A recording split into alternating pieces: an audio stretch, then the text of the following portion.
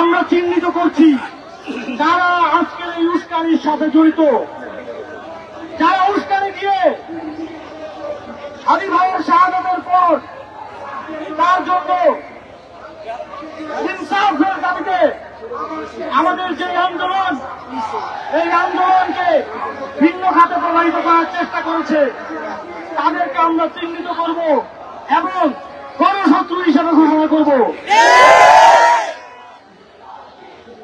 বন্ধুগণ, যখনই কোনো একটা ঘটনা ঘটে, এদেশে বিভিন্ন দেশের চোরেরা, বিভিন্ন এজেন্সির স্বার্থান্বেষী গোষ্ঠী সক্রিয় হয়ে পড়ে।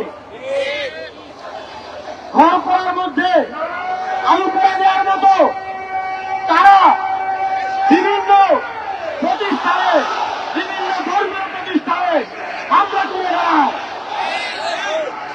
তাই এদেশের গণতান্ত্রিক লড়াইকে, জাস্টিসের জন্য লড়াইকে প্রশ্নবিদ্ধ করতে সবার আগে ঝাঁপিয়ে পড়ে।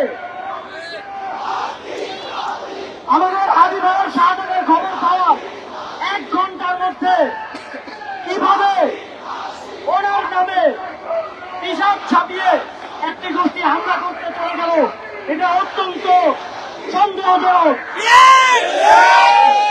যখন বাংলাদেশের জনগণ প্রত্যেকটি জুলাই ঐক্যবদ্ধ হচ্ছে, আমরা এখানে ঐক্যবদ্ধ বিচার চাইছি, আমরা খুনিদের ফেরত দেওয়ার কথা বলছি, আমরা আগ্রাসনের বিরুদ্ধে আমাদের আওয়াজ তুলছি, তখন কারা বিভাজন উস্কে দিল আমাদের তাদেরকে চিনে রাখতে হবে।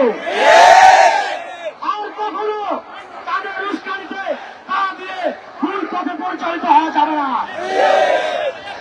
অভ্যুত্থানের পরে হাদি ভাই ইনকিলাব কালচারাল সেন্টার, ইনকিলাব মঞ্চ প্রতিষ্ঠা করে আমাদেরকে দেখিয়েছেন কিভাবে গঠনতান্ত্রিক ভাবে সামাজিক, সাংস্কৃতিক এবং রাজনৈতিক লড়াই চালিয়ে যেতে হয়।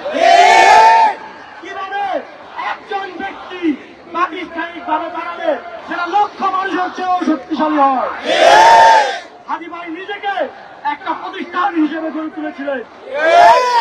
হাদি ভাইয়ের লড়াই আমাদের লড়াই, এই লড়াই করার লড়াই, ভাঙার বিরুদ্ধে, আগুনের বিরুদ্ধে, সন্ত্রাসের বিরুদ্ধে শক্তিশালীভাবে প্রতিষ্ঠিত হওয়ার লড়াই।